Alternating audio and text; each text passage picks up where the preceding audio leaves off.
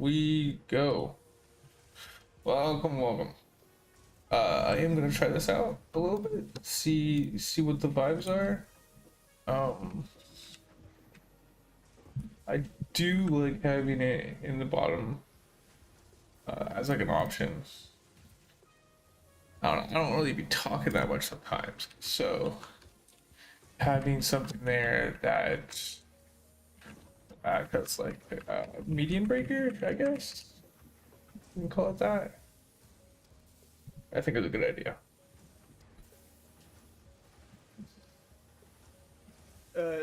That wasn't Jim Carrey. It was Alexis Stone in a mask. It was a big, pulling the wool over everyone's eyes moment, and then even posted a picture of the mask that was supposed to be the irrefutable proof in the pudding, except this mask isn't real. It's an AI generated image. It's fucking clearly AI.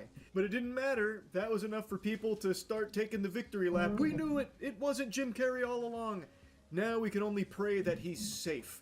And we can only, with our fingers crossed and a banana squeezed deep between our butt cheeks, hope that Jim Carrey hasn't had his throat slit. It's like, oh, I mean, I guess, I don't know why you would be so willing to just accept what I believe is pretty obviously an AI-generated picture of the mask.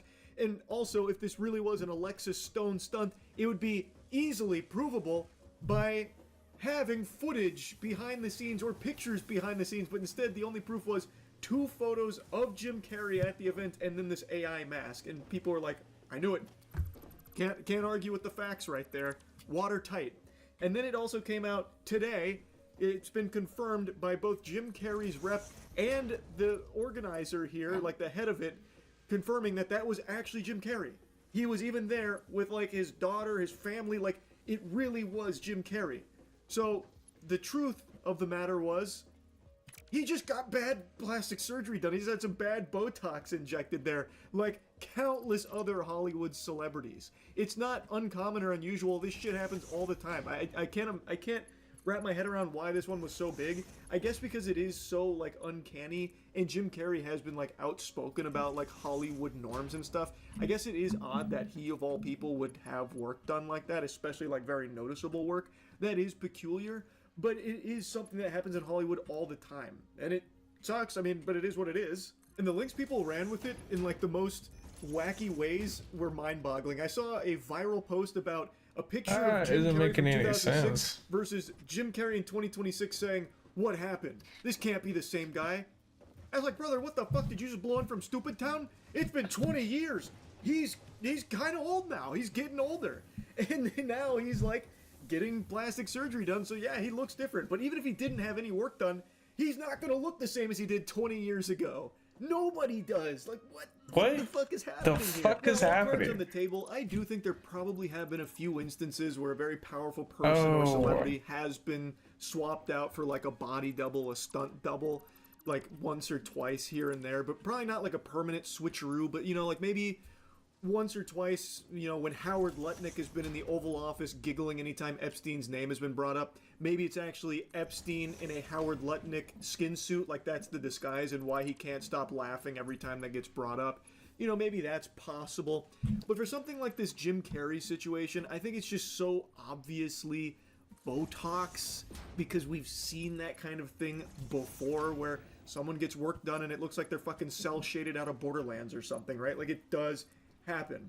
And the way he was like talking and emoting during the interviews, there's no way a mask could do that. There's just absolutely no way. But maybe you're not convinced. Maybe you think that Jim Carrey's rep and the award organizer are in on the scheme from the nefarious puppet masters pulling the strings trying to convince you that this is Jim Carrey when it's not. That's your prerogative at the end of the day. Anyway, I'll show you some stream clips where we were going over the interview and comparing things and then looking at the Alexis Stone post for the evidence. But I think one thing's very clear. Alexis Stone was just trying to suckle clout from this whole thing, from the virality of all of it. What do you think about the fake Jim Carrey? We talked about it a little bit. I don't think it's actually a fake Jim Carrey, but he had that classic Hollywood work done to him, and boy howdy did it not go well. But I truly don't think that's like a body double or a replacement. I think it looks too close. The big difference is the eyes, but I think that's just bad Botox. Here, I'll pull it up. Receiving their awards, and I was like, I'm dead. And I made mistakes, and I was like a novice, but I felt a lot of love, and I felt a lot of appreciation that I tried. Dude, his Then I face watched does look everybody, freaking weird, like, dog. talking 1,000 miles an hour up there, receiving their awards, and I was like, I'm What dead. the fuck? This isn't a whole interview, but it's from this clip here. Why does it Looks fucking look like porcelain that? skin, looks very uncanny. Yeah. So people are speculating that this is a body double or Jim Carrey's been replaced. He kind of looks like the villain from Long Legs. Yeah. The big thing people point to are the eyes. Let me show you. Because if you compare the eyes here compared to like every other time, it's very different. But I truly just believe that's the result of bad Botox, because that is a very real thing that can happen. So here's like older Jim Carrey eyes, and here's Jim Carrey during that interview. But that's just like a very real thing Botox does. People also said the eye color changed. Not really. I think he just has a lot more light in his eyes, so his eyes look lighter. I don't really think they've changed eye color or anything. Imagine your plastic surgery so bad people think you got replaced. I know, man. Have you ever seen a good facelift? They always look like plastic figurines. That's because you only can notice the bad ones. So many celebrities have had plastic surgery and you just don't know it. It's gotta be reptilians, not stunt actor performers. It would always be reptilians, I suppose. That is always a feasible explanation. Look at Alexis Stone Instagram. They did a Jim Carrey mask that wasn't Jim himself. I don't believe that for a second. That sounds more like an easy marketing stunt. Let me see. Who is it? Alexis Stone? I mean, what is this the evidence? Alexis Stone is Jim Carrey in Paris, and then it's just 2 photos at the Paris premiere with no like behind the scenes or anything of the mask. If it's a mask, it should be super easy to show that, right? Yeah, there's nothing. There's no further info on it. It's just these 2 pictures from Alexis Stone. I can do that too. I can say I went to the premiere as Jim Carrey and just post this on my Instagram as well. It'd be really easy for Alexis Stone to show that this is not Jim Carrey and it's actually a mask. Oh boy.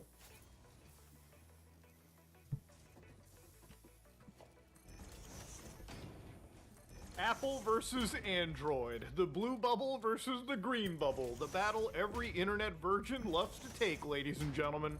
Now, if you ask me, I really don't care what phone you use. But as somebody that loves freedom and privacy, I will say that Android always used to be a lot better than having a gosh darn iPhone. You know, I always call iPhones Fisher-Price phones because you're never really able to install what you want on this unless, of course, the big friends over at Apple approve that you do. It's always one of the reasons why looking at Android devices like these, they're typically freedom phones because you can install whatever you want. You know, you can buy these phones and you can use them exactly the way that you want to without some asshole in Silicon Valley controlling what it is you do with your devices. Not anymore, says the man in Silicon Valley. And why is that, ladies and gentlemen? Well, remember about a year ago, typically in August, I actually talked about why Android phones, why Google was actually on path to destroying Android. And they're actually still full headed towards that path, by the way. So for quick context, let me just go over exactly what happened. So around last year, August of 2025, Android decided that they were going to add a new layer of security for Android phones. Now remember, this is billed as keeping you safe on the internet because apparently a lot of people install scam apps on their phone and get their entire shit stolen. 100. And, you know, my quick response to that is Android was never meant to be a safe product. It was meant to be a free product, okay? Right. You do have to rub brain cells together. If you ever have people in your life that are too stupid to use cell phones or just install every app willy-nilly, may I consider getting them an Apple product instead? Because 500. this actually does a pretty good job of locking you down. And I'm not trying to say this to be like super duper condescending. I'm just saying that if you know somebody that honestly cannot use a 100. modern day device, Right. they're just installing every. And then I got one of these, which is what, 50. So I need two. I need 10 of these.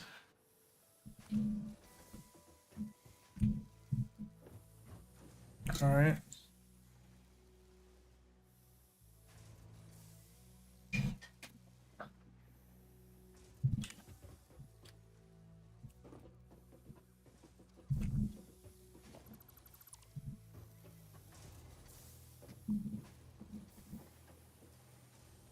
Where am I gonna put 10 of these? Oh, we're gonna do it right here. Yeah, all this must go.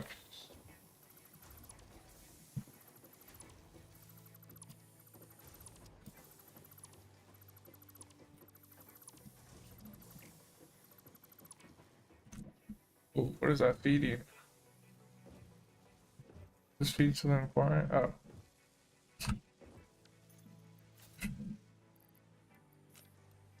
I'm grateful for, but we'll have to figure out later.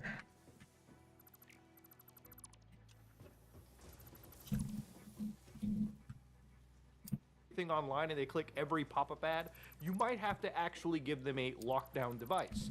Because if you don't do that, then shit like this happens where Google decides that now they're going to be implementing things like developer verification. So according to Google, they say that their analysis finds 50 times more malware from internet side-loaded resources than apps on Google Play. Now, Google Play is already terrible enough when it comes to malware, but I hate using the language of the enemy. So I'm going to make a concerted effort from today and moving on towards to never use the term side-loaded. Side-loaded just means you install whatever the fuck you want on your actual device, okay? I don't side-load shit onto my computer. I install it, motherfucker. Same with my phone. You know? I don't side-load it, all right? Get out of here with that think, speak, or whatever. Anyway, so next year, and this is back in August, Android will require all apps to be registered by verified developers in order to be installed on users on certified Android devices. And that creates crucial accountability, making it much harder for malicious actors to distribute another harmful app after they take out the first one. So they say, think of it like an ID check at the airport, which confirms a traveler's identity, but it's separate from the security screening of their bags. We're going to confirm who the developer is, not reviewing the content of their apps or where it came from. Now, I hate this terminology that they use. First off, okay, let's just say the airport is the app store, right? And I'm sure at that point, that's a great analogy to make. It would be great if they were doing this just on their own app store, but they're actually doing it system-wide. Meaning that if you decided to go to any other place, Google would just jump in. It would be like that meme. It's like, I consent, I don't consent. We don't need Google to be like the ultimate god amongst all of us to decide what we can and cannot do. Now, ultimately, because of the backlash that they rightfully received over here, they talked about things like other optional like flows, where I guess they would make it slightly more difficult to log in or install these applications. Nobody knows exactly what this shit looks like or how it's going to pan out or if it still needs the internet. But ultimately, any time any of these companies try to lock down their systems, it's bad. So of course, ultimately, the developers around this decided to launch a campaign called Keep Android Open. So yeah, literally, Google has not backed down from developer verification. They have not done anything. Aside from this vague mention of that advanced flow that I talked about, Google's description of the program states, starting in September 2026, this year, before we're gonna have lockdown Android before GTA 6, boys. Android will require all apps to be registered by verified developers in order to be installed on certified Android devices. Now remember, certified means basically most Android devices, okay? Whether you get a Google Pixel or a Samsung Galaxy or fucking any other Android device that's out there. I don't really have all the Android devices in my head. yes, you will absolutely have issues installing applications that you want, all right? Applications that Google may not approve, right? Until such time they've shown evidence that it's possible to bypass 30 this and so process without 4. undue friction. Right. Literally, 4 nobody should per. trust Google. Nobody should trust anybody over here, and it's bad. So to give you an idea, what they kind of talk about over here is, again, for people who are in here, resist and refuse, okay? If you're a developer, don't sign up for the process, don't perform the identity verification, and don't accept an invitation to the Android Developer Console. And again, if you're everyone else, make it heard that you actually want to have freedom on your device. So they give a whole bunch of countries over here, for instance, Canada, where if I actually want to report this, and I will personally after this video to the Competition Bureau and actually send out a complaint, which I think everyone in these countries listed should do. Because what Google is doing is actually the antithesis of what Android is actually about. Look, back in the day when Apple came out with the iPhone, right? It blew everyone's mind, but it wasn't the first smartphone. You know, if you look at smartphones, you had things like Windows Pocket PCs, you had Palm Pilots, you had tons of other somewhat pre-smartphone devices. iPhones were just, in my opinion, the first trendy, you know, actually interesting device, right? It was multi-touch, all of the crazy features that they had with the first iPhone, right? The first iPhone was genuinely an impressive piece of tech. But of course, it was a closed-off system. It wasn't a system that had everything available for everyone. It was something that you had to jailbreak if you wanted to install applications that, you know, Apple didn't make. So obviously, Android came out literally 17 years ago, September 23rd, 2008, with Android 1.0, and it allowed people to have an alternative smartphone that, you know, maybe was never as maybe it was never like iPhone exactly, but it was a very near one-to-one alternative. And there's always been the stigma that like Android's for like poor people or something, and I always thought that was a really shitty stigma to add. Like, what a douchey way to put it out there. There's a lot of Android devices that are made for low-end markets, mid-end markets, high-end markets. Hell, the Android device that I have here, a Samsung Fold, costs substantially more than Apple's most expensive product too. And this is genuinely an impressive piece of tech. Bro. But one of the big advantages that this has is openness. It's free and open. You can install whatever you want on this. If you lock these devices down, they become no better than Apple iPhones. You might as well just fucking buy an iPhone at that point, because genuinely at this point the software's a little smoother, the battery life's a lot better, and if I can't even install what I want, I might as well just go with the person that has the more accepted ecosystem in my side of the fucking world, you know? Hell, it's crazy to think the Google apps, every app always runs better on the iPhone as opposed to some of the applications on Android. So ultimately, what is really bad about verification, Mudo? Why is it so bad? The problem is, having yourself be verified ties you to an online service like Google, so you're paying them the money, you're verifying your identity. And the problem with verifying your identity is that you can't release applications that you genuinely would want because there might be fear of reprisal. And what do I mean by that? Imagine if you're making a privacy-focused tool like VPNs or Tor, and now you give your name up as a developer, so now you're basically doxxed to any government agency that could subpoena Google for that specific information if they want to find out who the app developer is. But imagine you're not a government, for instance, right? Let's say that you're somebody like Nintendo that literally 2 weeks ago DMCA'd every Switch emulator, apparently again. So for emulators like Eden, Citron, Kenji NX, Mellow NX, the people that produce still to this day the most up-to-date Nintendo Switch emulators, which I do use to play video games, and it's not because I don't have a Nintendo Switch, it's because emulating stuff on my Steam Deck and my PC with 60 frames, HD graphics packs, cheats, mods are infinitely better than just using my actual Nintendo Switch. And because I can use things like SyncThing, I can actually synchronize my saves across devices and back things up without paying for like Nintendo service that I can only use on Nintendo devices. And ultimately, I love emulating, okay? It's the ultimate form of game preservation.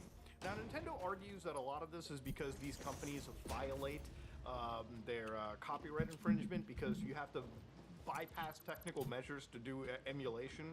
I don't really fucking care about that, to be honest with you. I like emulators. I will always side with them.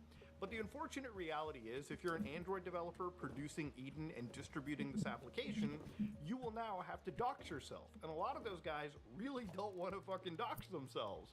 Because if they do, Nintendo could subpoena that information in a lawsuit and absolutely ruin your life financially. That's just how this shit works. The other thing that really does suck about this, like, verification stuff too, is that, kind of think about it like this, right? When you buy an Android phone, you typically buy a device that you should own, right? If you want to wipe the operating system off these devices, you can plug this into a computer and completely flash the operating system into something different. Something like Graphene OS, which is genuinely the most secure mobile operating system that I personally know of. Something that, if you care about your privacy, which I do, I tend to do all of my really sensitive shit out of a Google Pixel with Graphene OS installed. That's just how I do it. That's how I stay safe in a world that constantly has cyber attacks everywhere. But the other thing that really sucks about it is, like, imagine the analogy if you bought a laptop from, like, Dell, for instance, right? And Dell was like, you know, when you buy this XPS 16 laptop for $2,300, imagine if, you know, we decide what you get to do with this device. And the reason I say that too specifically is people started to look closely at even Samsung devices. And they found out that with Samsung devices, this recovery menu, which is actually pretty standard for most Android phones. Typically, if you're powered off, you can hold the volume buttons, power button, and you can access this to wipe your device, to flash your device.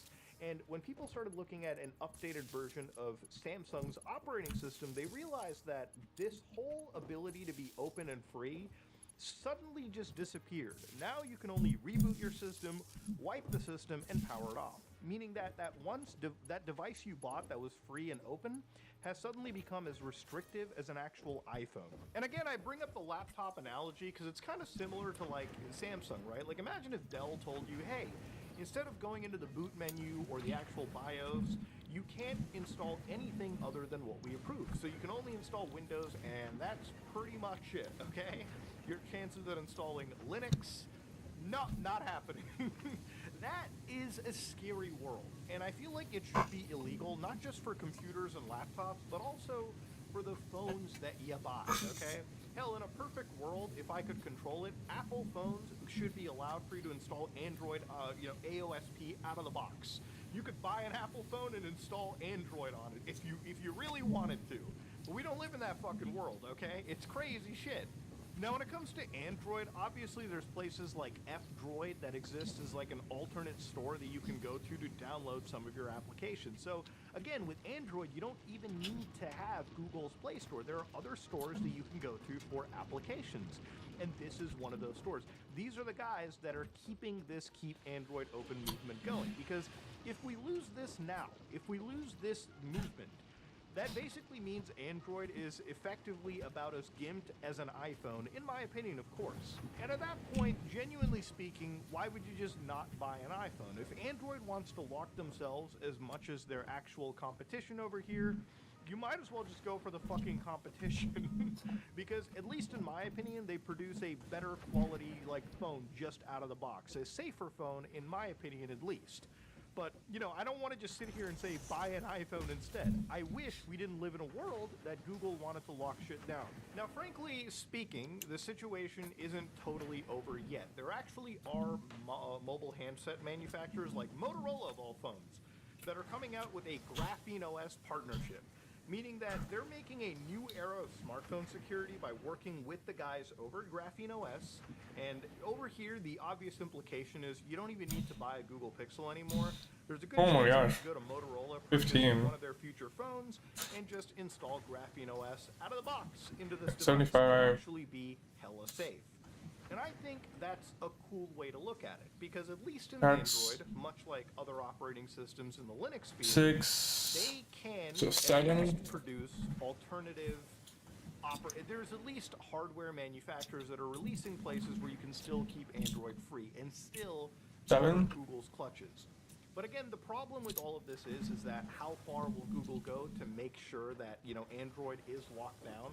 Because again, when 90 to 95% of the market requires a certified Android device, installing all of these systems isn't always as easy as one could imagine, right? You're always removing access to things like banking apps in certain cases, not all cases, but you are removing yourself access to applications that you probably use on a daily basis. And the only way to use those applications is to submit and kneel and suddenly make the device that you know, we're using for decades now, for you know, almost 2 decades if you were buying from the original like 2008 date. All of that is effectively gone, right? All of that is effectively just diminished. Android was best when it was the most open, customizable system out there. But with Google's push, it's not, okay? And at that point, you might as well just buy a fucking Apple product. Because that's what they want to turn it into. They want to turn it into something as gimp as an iPhone. It's crazy shit. But ladies and gentlemen, yeah, wild, wild day indeed. But ladies and gentlemen, if you like what you saw, please like, comment, and subscribe. Dislike if you dislike it, I am out.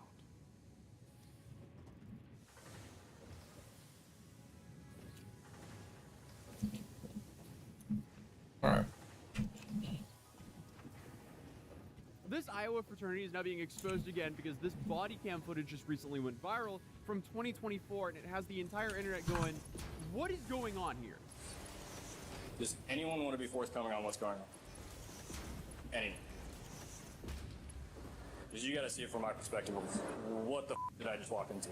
I mean, this is just so beyond ridiculous, but these frat guys, I guess they just seem completely unfazed by this. Like, both in the police body cam footage and also 4 days later on Instagram. Okay, so the comments on this post seem to have been limited, except they're clearly showing off how much they don't care by posting about the Brotherhood online. I guess realistically, why would they care? Because they are supposed to be suspended by the school up until 2029, but I guess they're still listed as an active chapter on their fraternity's website.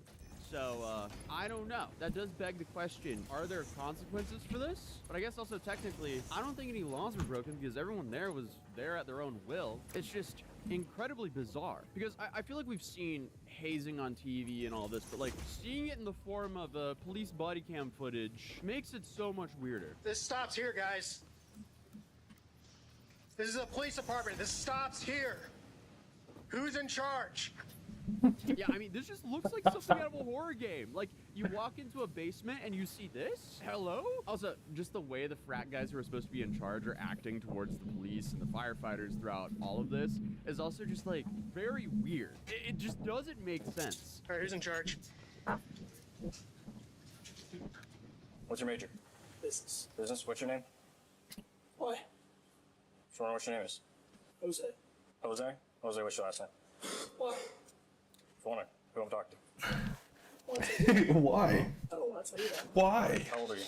21. All right. Want to see my ID? Yeah, you got an ID or anything to prove?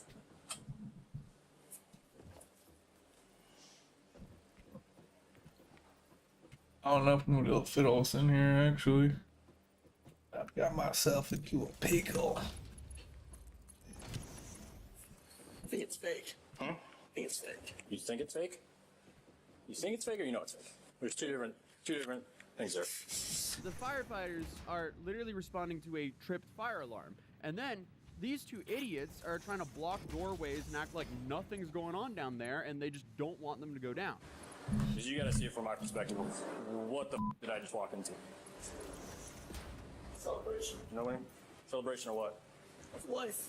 Okay, sweet. Yeah, I feel like these guys don't really seem like our nation's brightest, to put it lightly. But also, why would they ever try to just claim it's normal that a whole bunch of guys are shirtless and blindfolded and kind of tied up in the basement? Like, hello?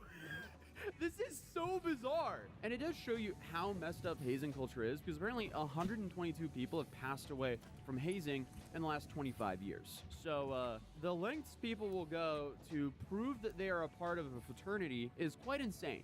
I guess videos like this just show that, hey, there's some messed up stuff going on university campuses around the U.S. Because this is definitely not the only bizarre thing that's happening in fraternities around the U.S. We just don't know about the other ones yet. I also love how, even with the face of criminal charges, these boys would side with each other and just accept humiliation. But it seems like they don't care, even though they've been shut down because they're still actively posting on Instagram like nothing happened. But apparently that shouldn't come too much as a surprise, because if you do a little bit of research on them, we're talking about Alpha Delta Phi, specifically the Iowa chapter. And it seems like they forced their way into the University of Iowa campus only about a year ago. Because while doing research for this video, I found out that apparently in September of 2023, UI Vice President for Student Life, Sarah Hansen, served the frat's executive director an official notification and invitation to establish an associate chapter in the University of Iowa. Which sounds great, I guess, except apparently the letter and chapter status was the direct result of the University of Iowa learning that the fraternity was establishing a chapter at the university without the invitation or involvement of the fraternity and sorority life.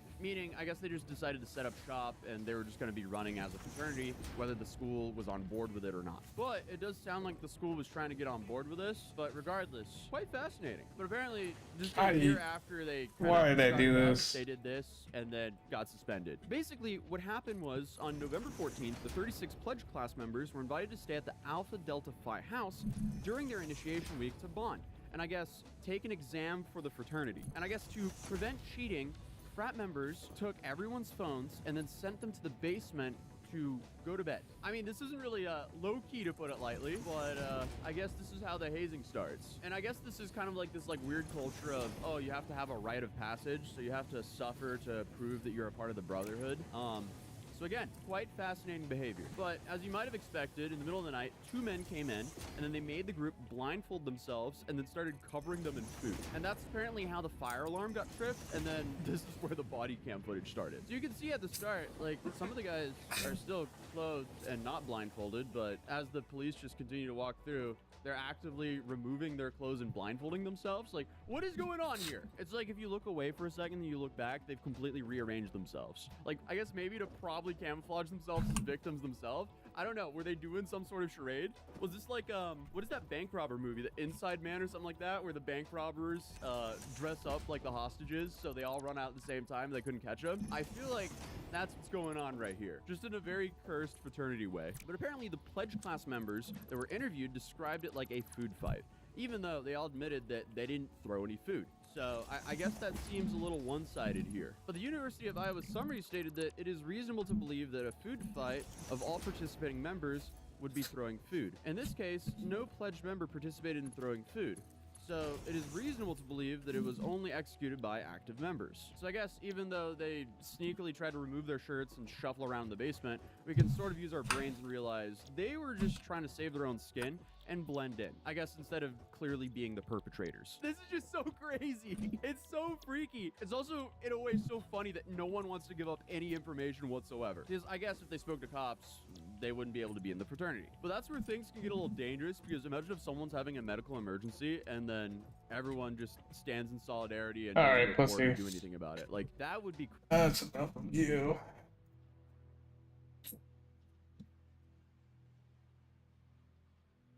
I'll never forget his words. He said, "Something terrible is going to happen." We're hearing camp commanders on the phone with their students, and they're crying and saying, "I'll see you in paradise." And he said, "I'm begging you, if you have any sources inside Al-Qaeda, please help us."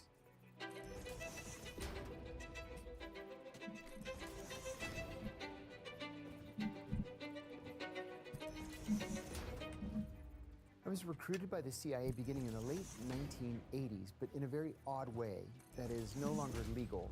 I was in graduate school at George Washington University in Washington, D.C., and I was taking a class called The Psychology of Leadership that was taught by an eminent psychiatrist by the name of Dr. Gerald Post. Dr. Post gave us an assignment one day where we had to shadow our bosses and write a psychological evaluation of our bosses. And I was shadowing my boss, and he was a very difficult, mean, unpleasant, strong, brutish kind of person. And I went back to my apartment and I wrote my paper, and I said that he was a sociopath with psychopathic and possibly violent tendencies. I gave Dr. Post the paper, and a week later he gives it back to me, and he gave me an A, and underneath the A, he wrote, "Please see me after class." So I went to see him, and I said, "Dr. Post, you wanted to see me?" He said, "Come to my office." So we went downstairs in the building into his little academic's office. He closed the door, and he said, "Look, I'm not really a professor here. I'm a CIA officer undercover as a professor here. And I'm looking for people who would fit into the CIA's culture. I think you would fit in. Do you want to be a CIA officer?" said, yes. And so he made some calls. It was up to me to pass all the tests, and there were a lot of tests. But that's how I got into the CIA. And I guess when you first joined the CIA, what was the global political landscape like, and what was the US's stance with their foreign policy? When I joined the CIA, the Soviet Union was literally in the process of collapsing. And so all eyes were on Eastern Europe. My expertise was in the Middle East. I had a bachelor's degree in Middle Eastern studies. I had studied Islamic theology with one of the leading Muslim scholars in the West. And my master's degree was focused in foreign policy analysis. So I was very specific about the Middle East. And so I was assigned to Iraq. And I immediately became Saddam Hussein's classified biographer in the intelligence community. So while the Soviet Union is falling apart and those analysts are becoming big stars, I focused on Iraq, and then much to my shock and the world's shock, 9 months later, Iraq invaded Kuwait and overthrew the Kuwaiti royal family and seized Kuwait's oil fields. This was a naked act of aggression and war. And so I walked in that morning. I got up early because we knew that the invasion was coming. We predicted 30 days before that Saddam would invade Kuwait. But I got into the office early, and my boss sort of intercepted me and said, "Don't take your jacket off. We're going to the White House." And I had never been to the White House before. So we got in a car, we drove to the White House, and we were escorted into the Oval Office. And keep in mind, I was 25 years old at the time. And you walk into the Oval Office, and here's the president, the vice president, the national security advisor, the CIA director, my boss, and me. And the mood is very heavy. So everybody sits down, and the president says, "Well, now what do we do?" And then everybody turns and looks at me. And it took me a second to get my bearings. And I said, "Well, the Kuwaiti government's been overthrown. The Iraqi government announced this morning that they had installed Ahmed al-Khatib as the occupation governor of Kuwait." I said, "Unfortunately, we happen to know a lot about Ahmed Khatib. He got a medical degree at the American University of Beirut, and his college roommate was George Habash, and together they created the Popular Front for the Liberation of Palestine." And the vice president says, "Jesus Christ." And I thought, wow, this is bad. We finished the briefing, got up and walked out, and two things happened. My boss said to me, "There's something you need to understand." He said, "I'm not sure that you're appreciating the importance of what's happening. It's not unusual for a country that we cover to go to war. It's highly unusual for a country that we cover to go to war with us." And then later that afternoon, Margaret Thatcher, who at the time was the British Prime Minister, called the president. It was George H.W. Bush, and famously told him, these were her words, "Now's not the time to go wobbly, George." And that call was like a wake-up call for George H.W. Bush. And so we sent the largest army deployed since the end of the Vietnam War. We invaded Kuwait, we liberated it, and then That's one, that's the rest is two, history. that's three. You were then stationed in the Middle East. What was your role out there? I served first in Saudi Arabia, then in Kuwait, and then I went back to headquarters for a while and decided that I so loved serving overseas that I wanted to do it on a longer-term basis. So I applied for what's called a rotation at the State Department. And I mean, this was an honest-to-God State Department job where I left the CIA and I went to the State Department. I was sworn in as a Foreign Service officer, and I became the economic officer at the American Embassy in Bahrain for 2 years. Give me the water. And then back to headquarters to work on Iraq again. But I did get bored. Wait till After 30 years a of minute. Iraq, Eh. every single day Iraq. And so I made a very unusual transition from intelligence fine. to The operations, problem and is- specifically to counterterrorist operations. One, What does that mean? So as an analyst, missing one. your job is to sit in a cubicle, read all source intelligence that's coming in from all over the world, think the big thoughts, write papers that probably nobody will ever read. Once or twice a week, you write something for the president if it's important enough to merit his attention. And then you go home at the end of the day. Counterterrorism operations was what you see in the movies. I went straight into weapons. And then after weapons, I went into explosives. After explosives, I went into counter-terrorist driving. And then advanced counter-terrorist driving, which was out in the desert out west. And then you learn how to spot, assess, develop, and recruit spies to steal secrets. And what year was this? That was 1997. And was there any other time in these years that you were questioning the ethics of the agency and the work you were doing? No, I didn't question the ethics of the agency at the time for a very specific reason.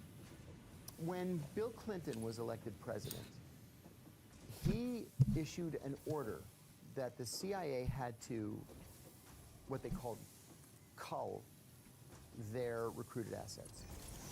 Anybody who had what the White House described as a human rights problem was to be fired, right? So we didn't want to do business anymore in the 1990s with death squad leaders or assassins. And Clinton was serious about that. And I remember saying to a colleague at the time, I can't believe they're actually serious about human rights. This is really a very pleasant surprise for me. But Bill Clinton wasn't president forever. He was only president for 8 years. And then 9/11 happened, and literally everything changed in the blink of an eye. So in 2001, where were you working? What was your role at that time? In 2001, I had just returned from my first overseas operational tour in Athens. And I was working in headquarters, and my job was to train Middle Eastern intelligence services in how to carry out counterterrorism operations. And so I had to go to the White House on the morning of September 11th, 2001, with the director of the CIA's Counterterrorism Center, Ambassador Kofor Black. And I walked over to his office to tell him that our car was ready to take us to the White House. And when I got there, his secretary had a small TV on her desk because you couldn't watch TV on your computers back then. And the news was on, and one of the towers of the World Trade Center was burning. And I said, what happened to the World Trade Center? She said, a plane had flown into it. And I said, well, you know, that happened once before. In 1932, a plane flew into the Empire State Building, but it was really raining and very foggy that day. It's so clear today, how can you not see that you're flying into the World Trade Center? And as soon as I said it, the second plane hit. And she turned to me and she said, did you see that? Or did I imagine it? And I ran back to my office and I said, guys, 2 planes just hit both towers of the World Trade Center. I think we're under attack. And then everybody ran up to the director's office, TVs all over the place. And we're all just standing there. And then the 3rd plane hits the Pentagon. There was an officer from the CIA police force. We have our own internal police force. And he came in and he said, everybody evacuate, right now, everybody evacuate. Nobody budged. We just stood there. And then finally somebody shouted, behind me, somebody shouted, will someone please lead? And Kofor said, yeah, you, go to the director's office and tell him this. You, go to security and tell him that. You, go up to operations. You know, and so everybody started to scramble. The rest of us are just standing there. And then finally a guy said to me, a guy I was standing next to, he said, there's still a plane in the air. And I think we should probably assume that it's coming here. So my girlfriend, who later became my wife, she was also a senior CIA officer. She met me at my apartment, and we went to the roof, and we watched the Pentagon burn for an hour. And then she said, we should try to donate blood. So we we went. There were blood mobiles all over the place, but the lines were so long. They told us it'll be 24 hours before they could clear the line. And I said to her, this is ridiculous. We have to go back to work. So I walked back to my car, drove across the grassy median, drove back to the CIA, and then I didn't leave for 4 days. I just balled up my jacket and I slept under my desk. And I guess from that point, it changed everything. It changed literally everything. I love I guy. remember saying to This a guy's colleague, great. do they realize what they've done? I mean, I get that this group wants to strike a blow to U.S. hegemony and the empire. I get it.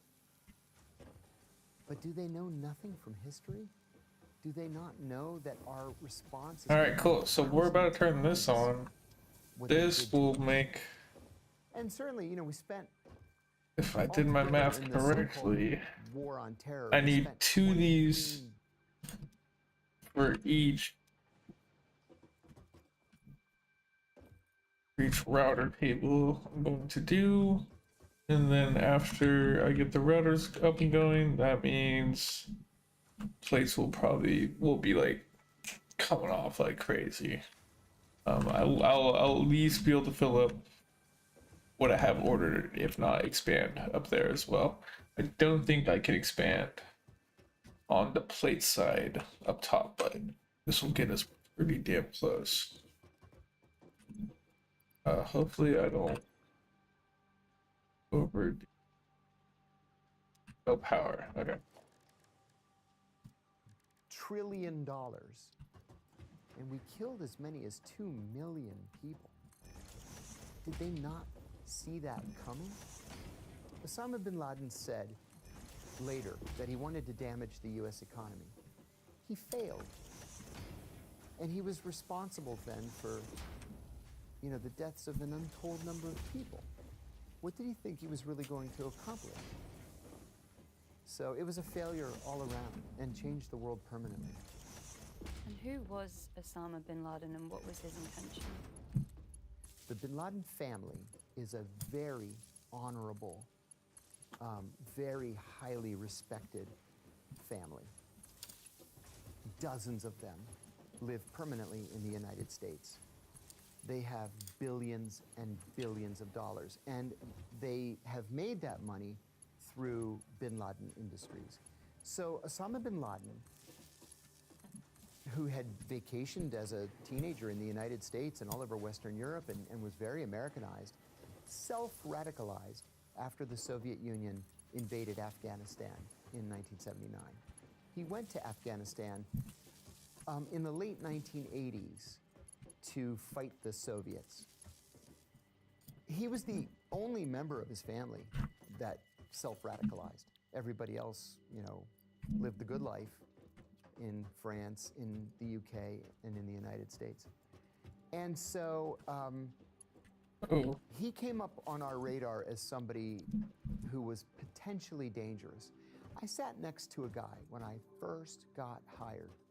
And in the summer of 1990, he wrote a paper saying that he believed Osama bin Laden was the most dangerous man in the world. And I remember saying, who? I never heard of this guy. And he said, buddy, this is one bad guy. Watch and see. Yeah. Watch and Next see. time bathroom gets dirty, I'll clean. Alright, for sure.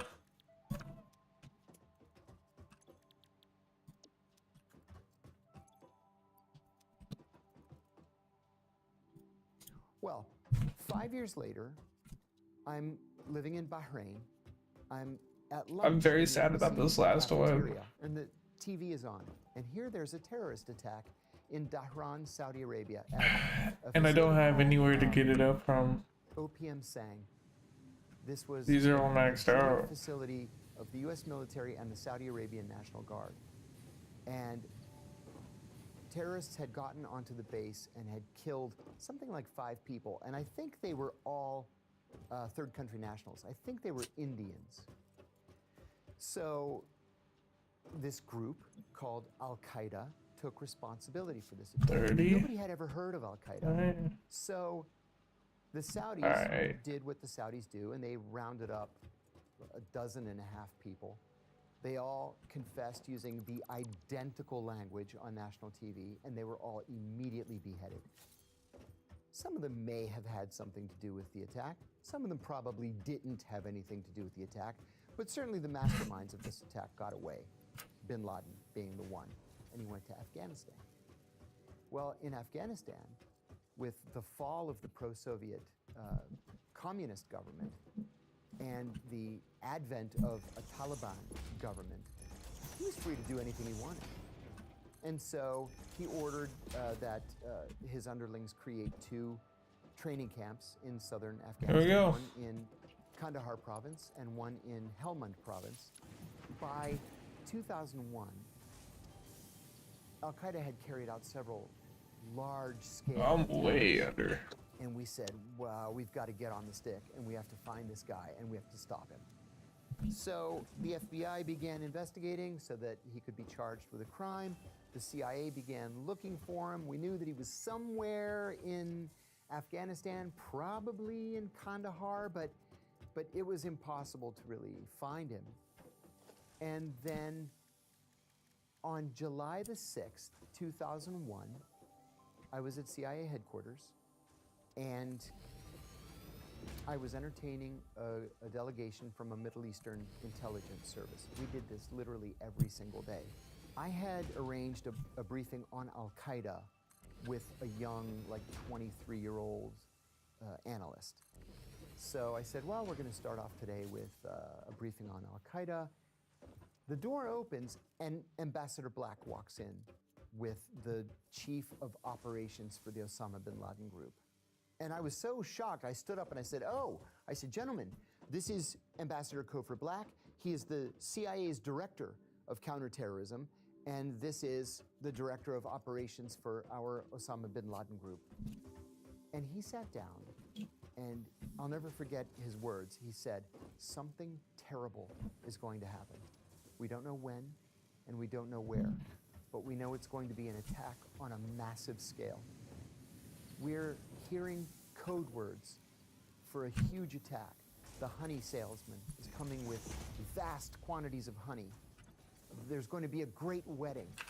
There's going to be a great football match. These are all code words for an attack. He said, we're hearing camp commanders on the phone with their students, and they're crying and saying, I'll see you in paradise. And he said, I'm begging you, if you have any sources inside Al-Qaeda, please help us. They were just as shocked by this briefing as I was. They didn't say anything. He got up, he shook their hands, they walked out. At the end of the day, I sent these guys back to the hotel. It was going to be a few hours before dinner. So I went to Kofar's office to thank him for spending the time. I said, Kofar, I have to ask you, I'm not working on Al-Qaeda. Did you say that just for their benefit, or were you serious? And he said, oh, I was deadly serious. Something terrible is going to happen. And sure enough, 2 months later, there it was. From that moment after September 11th, you were very involved in tracking down senior members of Al-Qaeda. How did that work? Well, like everybody in the building, I volunteered to go to Afghanistan on September 12th. And I volunteered again, and again, and again, 4 times. And they kept putting me off. Well, I was one of only 16 fluent Arabic speakers at the CIA. I had worked years earlier for the deputy director of the Counterterrorism Center, so I considered him to be a friend. I went into his office, and I made a bold and completely empty threat. And I said, if you don't send me to Afghanistan right now, I am going straight to Exxon with my Arabic, and I'm not looking back. And he says, take it easy, take it easy. Can you go to Pakistan? And I said, yes. When? He said, tomorrow. I said, yes. What do you want me to do there? He said, I want you to be the chief of counterterrorism operations. I said, fine. And so I left the next day. I arrived in Islamabad at 4 o'clock in the morning. And then the driver said, oh, I'll pick you up at 7 to take you in the office. And I said, oh my God, please. I can't sleep on planes. I haven't slept since I left Washington. It's been 24 hours. Let me have another hour, pick me up at 8. So he picked me up at 8. I was like a zombie. And I went in, and introduced myself to the chief. And I said, I'm your new chief of counterterrorism. And he said, okay, have a seat. So he said, here's what I want you to do today. I want you to come up with a standard operating procedure to take down a terrorist safe house. And I said, okay. So I went back to my office, and I sat with a legal pad and a pen, and I thought, okay, if I were going to take down a terrorist safe house, how would I do that? And then I thought, I would want it to be dark. I wouldn't want anybody to see me. So I wrote O200 at the top of the paper. And then I thought, I need weapons, like lots of weapons. I bought guns, ammunition, night vision goggles, battering rams, bulletproof vests, knives, walkie-talkies. From scratch, we started this thing. And I thought, well, 9/11 is an open criminal investigation, so I have to invite the FBI. And this is Pakistan. It is their country, after all, so I have to invite the Pakistanis. So I wrote, joint team, CIA, FBI, ISI, with the list of weapons. I ordered the weapons. They were there, in days. So a week later, we did our first test raid. We caught 2 Al-Qaeda fighters. Another few days later, we caught an actual mid-level guy from Egyptian Islamic Jihad. It worked. And then finally, 6 weeks later, we get word from a sister agency in the Washington suburbs that Abu Zubaydah, who we believed at the time was the number 3 in Al-Qaeda, was somewhere in Pakistan, and we had to catch him. That was all we knew. He was somewhere in Pakistan. And I said, in our morning meeting, I said, this country is the size of Texas. It has 220 million people in. What do you mean he's in Pakistan? Go catch him. We came up with a plan, and we caught him. He was shot 3 times and severely wounded. So I sat with Abu Zubaydah for 56 hours after we shot him. The Pakistani doctors there saved his life, pumping blood into him as quickly as they could. It was just oozing out of him, pooling underneath the bed. He was soaked in blood. We were soaked in blood. It was like a scene out of a horror movie. But he lived. And then finally he asked me, what's going to happen to me? And I said, honestly, I don't know. But I'm going to give you some advice. I said, I am the nicest guy that you're going to meet in this experience. My colleagues, they're not nice like I am. So if you do one thing, it's that you have to cooperate. And he said, you seem like a nice man, but you're the enemy, and I'll never cooperate. Finally, a CIA jet flew in, and 3 FBI agents and I picked up his gurney and carried him out to the plane. He was crying. He asked if I would hold his hand, which I did. We had to maneuver him. We had to stand him up on the gurney. He was strapped down to maneuver him onto the plane. We laid him on the luggage rack at the back of the plane and tied him down. And he squeezed my hand, and I said, remember, you have to cooperate. And then he flew off. Well, a few weeks later, I flew back to headquarters. And I was in the cafeteria one day, just standing in the sandwich line. And a senior officer walked up to me and said, very casually, hey, I'm so glad I ran into you. Do you want to be certified in the use of enhanced interrogation techniques? I had never heard that term before. This was May of 2002. I said, what's that mean? And he says, we're going to start getting rough with these guys. And I said, well, what does that mean? And he described these 10 techniques. And I said, that sounds like a torture program. And he said, it's not torture. The Justice Department approved it, and the president signed it. We're going to start soon. You want to be in? And I said, let me think about it. I consulted a very senior officer, went back downstairs, and I said, this is a torture program. I have an ethical and moral problem with it. I think it's illegal, and I'm not interested. Well, of the 14 people that they approached, I was the only one who said no. And on August the 2nd, 2002, CIA began to torture Abu Zubaydah, and they tortured him mercilessly.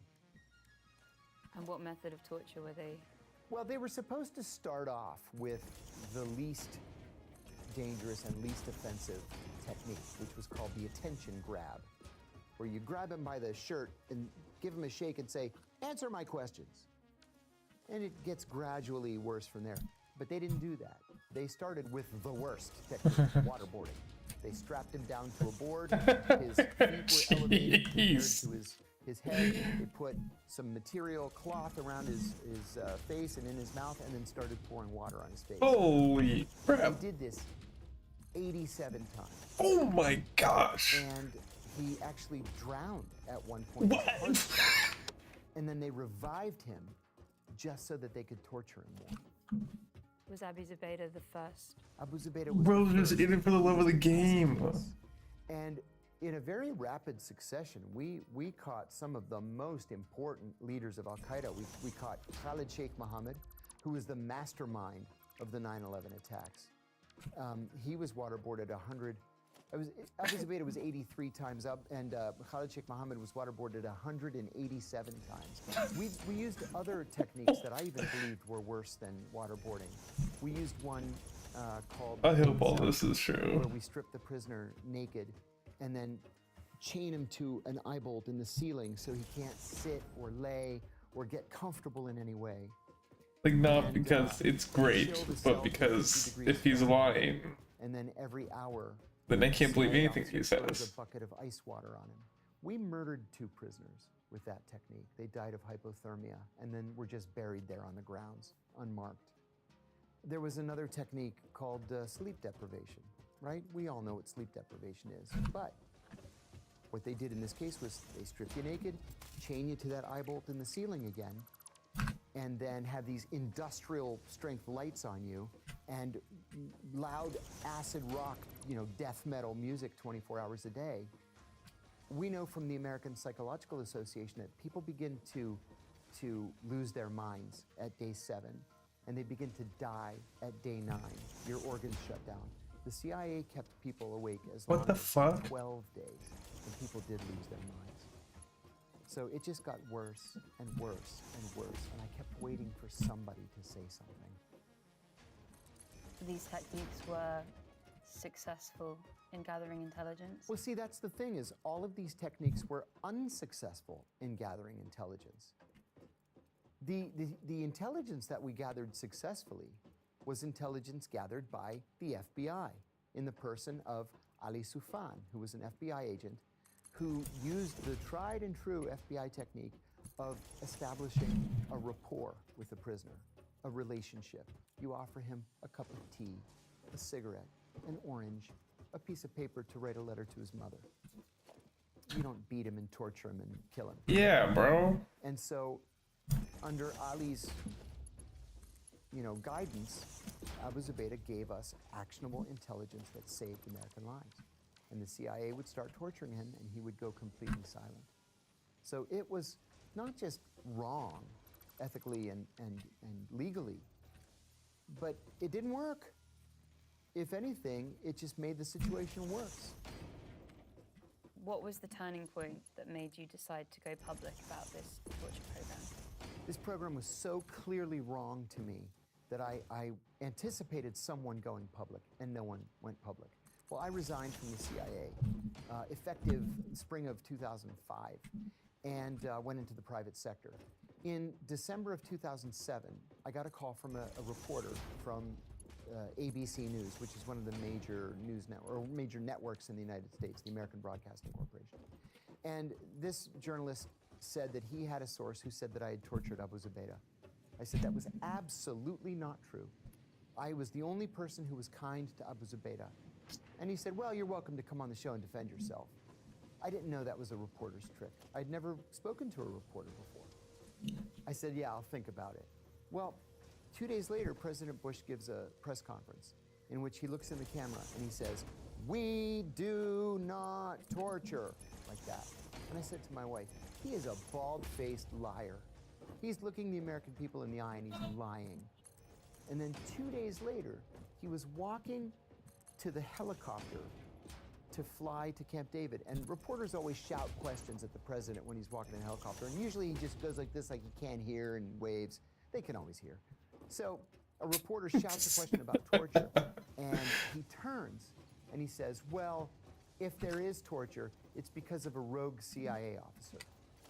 And I said to my wife, Brian Ross's source is at the White House, and they're going to try to pin this on me. Because they were angry that I was the only one that declined.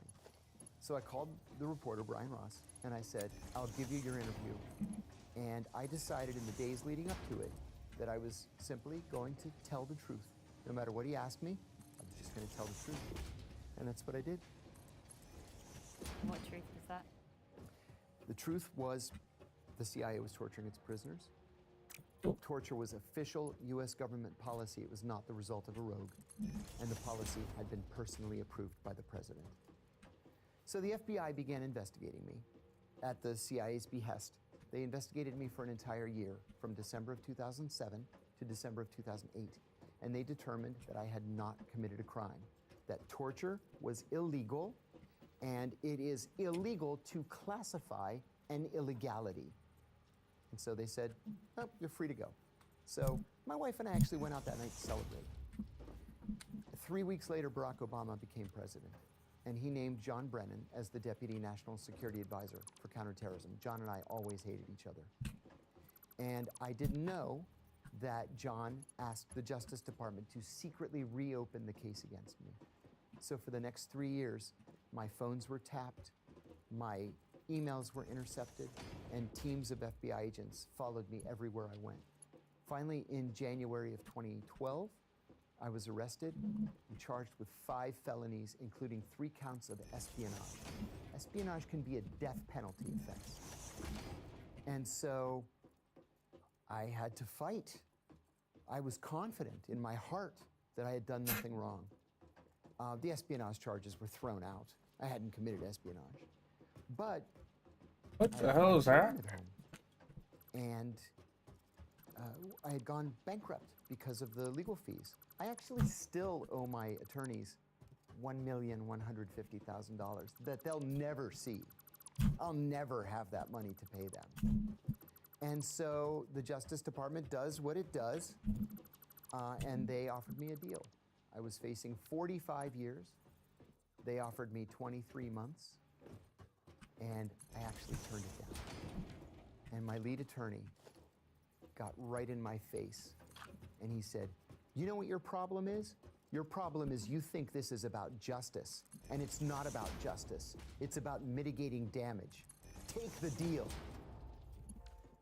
Well, I had done some research, and I found a study by ProPublica that found that the government wins 98.2% of its cases. And he said, do you really want to roll the dice? So I took the deal. And you served those 23 months? I served every single day of those 23 months. Every day. Well, first of all, I should say, I have 0 regrets. Somebody had to say something. 0 regrets because I wanted to be able to sleep at night. I wanted my children to be proud of me. And I didn't want future generations to say, you know, that Kiriakou guy, he could have stopped this, and he didn't. You know, what kind of person is that?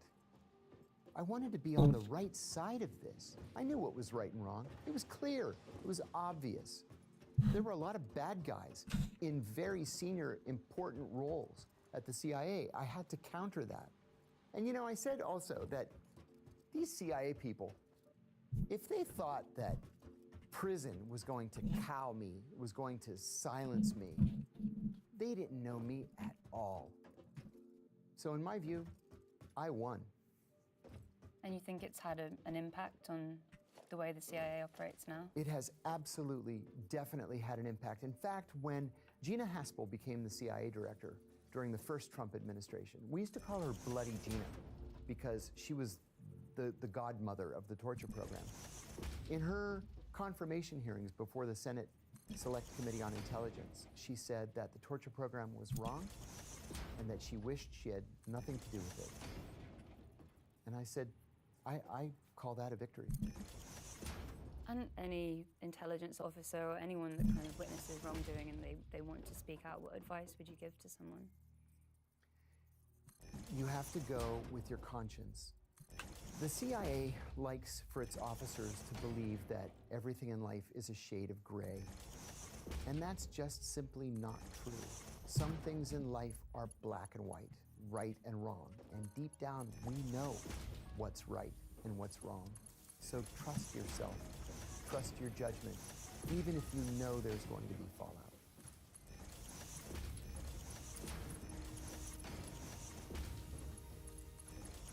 We knew that we were being hunted by the Special Branch team and also by MI5.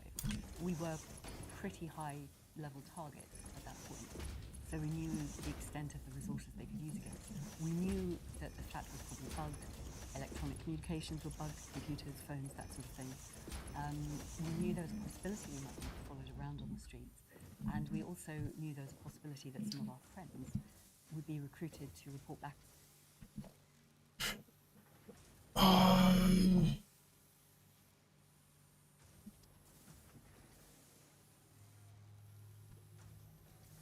Let's find some more stuff. When I get out, I'll never forget his words. He said, "Something terrible is going to happen." We're hearing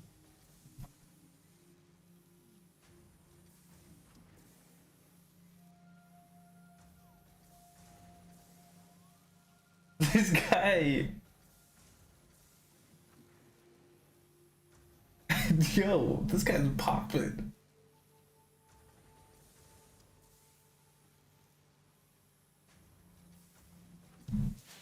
No. John Kiriakou. I was a field agent for the CIA. I hunted, tracked, and captured terrorists around the world. This is everything I'm authorized to tell you.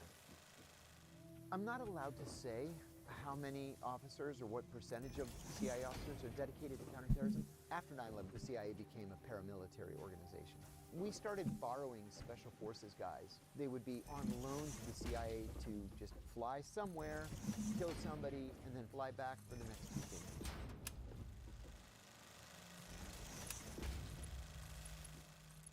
The most obvious risk of working as a counterterrorism officer, obviously, is the risk of death.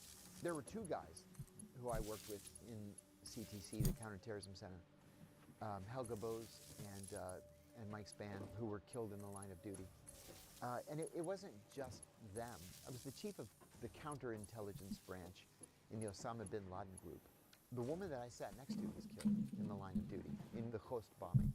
I want to do. The suicide bomber, he blew her and 6 of our colleagues up. So death, destruction, but on an equally personal note, your marriage is probably not going to survive an operational tour in the Directorate of Intelligence.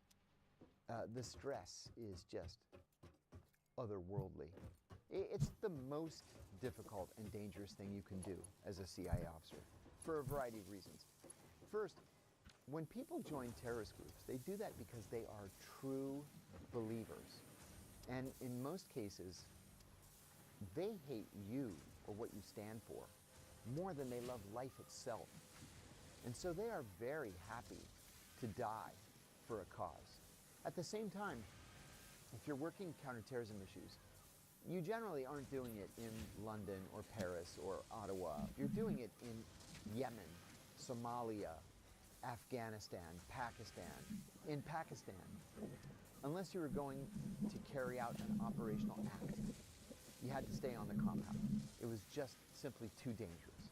And so not only do you have this exceedingly difficult job to do, but you have to blend in and not attract attention to yourself and keep yourself safe at the same time. I'll give you an example. When I was stationed in Athens, Athens was one of the most dangerous places in the world for Americans, especially for American CIA officers. 17 November had murdered the CIA station chief, 2 U.S. defense attachés, and a hapless Air Force technical sergeant. This was a very, very lethal group.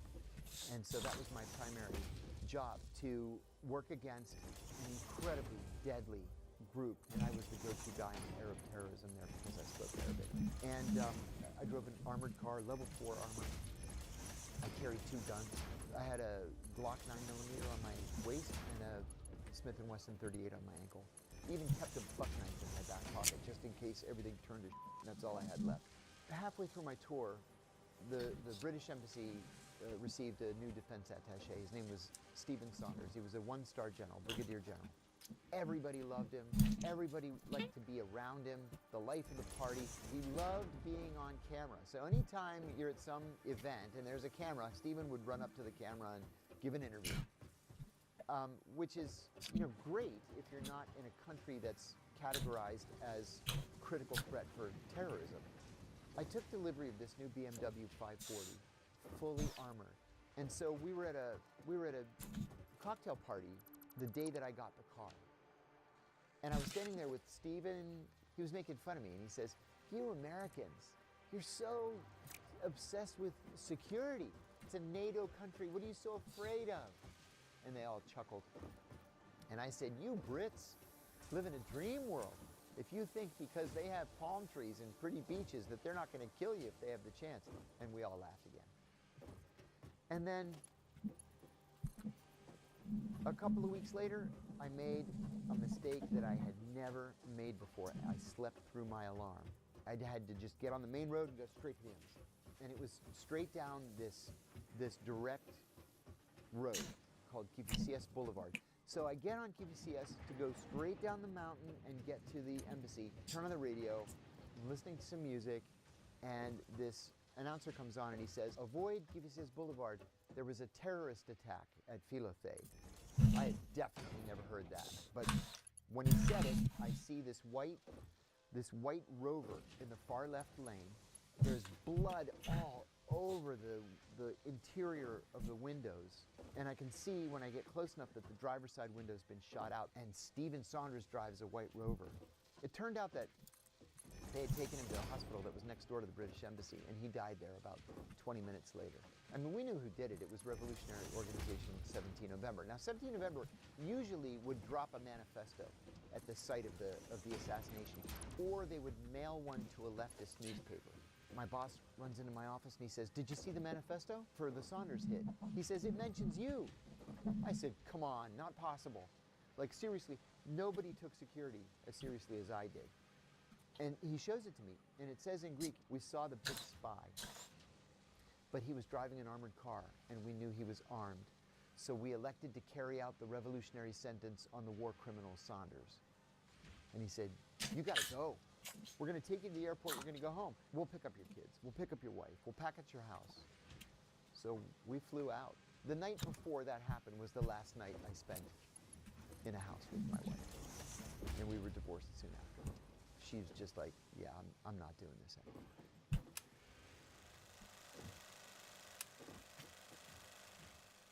Assets are critically important to counterterrorism because as an American CIA officer, I'm not going to be able to infiltrate a group directly. I was one of only a handful of CIA officers who spoke fluent Arabic. Even with my fluent Arabic, I spoke with an accent.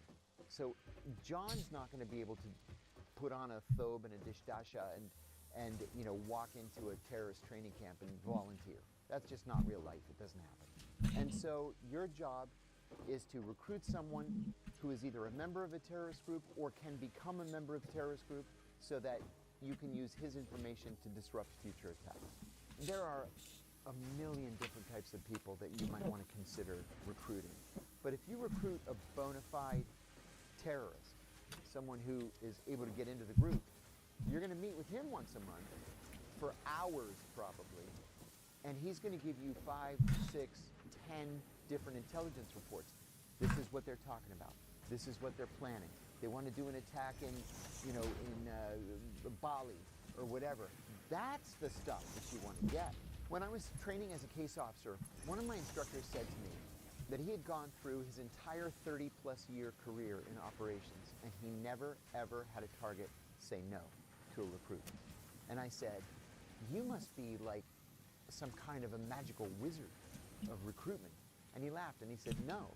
When you eventually say, listen, I'm not really, the economic officer here. I'm really a CIA officer. When you drop that cover, you have to be certain that they're not going to run screaming from the room, calling for the police, reporting you to their ambassador. You're going to get arrested, you're going to get expelled, your career's going to come to a halt.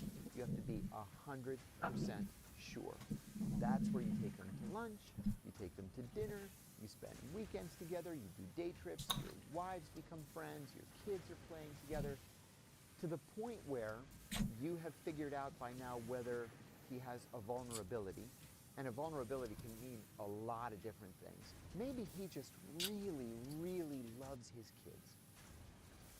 That can be a vulnerability, because then that allows me to say, I see how much you love your kids. I know you want your kids to go to the best schools. I can literally get your kid into Harvard. And I'll pay for it too, by the way. And he says, well, what do you want in exchange? Well, I want the plans to that new Russian tank. I'd really like to get a peek at it. Another vulnerability would be, you know, maybe the guy's wife has cancer, but you can get her into the Mayo Clinic where she can get the best cancer treatment on the planet. Maybe the guy's a drinker or a gambler, even better, and he's always short of money because he's maybe embezzling a little bit from the embassy. 95% of recruitments are made for the money. Sometimes it's ideology, sometimes it's, you know, this desire for excitement. They love James Bond, they want to be a part of it. And sometimes it's for revenge. They hate their boss, they hate their country, they hate their leader. You've got to develop that target to the point where he comes to believe that you are his best friend. To the point where you know in your heart he's willing to commit espionage for you. The resources at the CIA are virtually unlimited. In exchange, though, the information has to be incredible, let's say, but you have access to the location of the leader of Al-Qaeda, and we're able to break down the door and grab the guy. There's a reward for you of between $10 and $25 million that we will pay in cash, in gold, in diamonds, in land, any way you want to receive it. But the budget is going to be there if the information's good. I made a recruitment one time. I heard from a source a group of members of a terrorist cell were meeting for coffee in the same coffee house. Every single day, 10 o'clock, they'd go for coffee, which is a terrible thing to do by way of tradecraft, right? Never establish a pattern. I started going there at 9:30 in the morning. So sure enough, 10 o'clock, they came in, 4 or 5 of them. And one of them turned and looked at me. I did that for a week. I started the second week. Every day, 9:30, I'm sitting there with my Arabic newspaper. And this time one of them nodded at me. So I nodded back to him. And then one day, he came in by himself. And he sits down, and we start talking. And I asked him, how's his family? Oh, he said, my wife is in Cairo with my son and my daughter, and I've never met my son. He really was a family man. He was religious. He made some bad decisions and ended up in Afghanistan. And he just wanted to go home. And I said to him, if that's all you want, you just want to go home? I said, well, I can take care of that. To make a long story short, I recruited him. I got him his passport. I gave him some money to get himself established again and put him on a plane. And he gave me, in return, everything I had asked for. Very specific information that we use to actively recruit other Al-Qaeda members. I asked him at the end of it, why did you let me recruit you? And he said, I've been here for 5 years, and you were the first person who ever asked me about my family.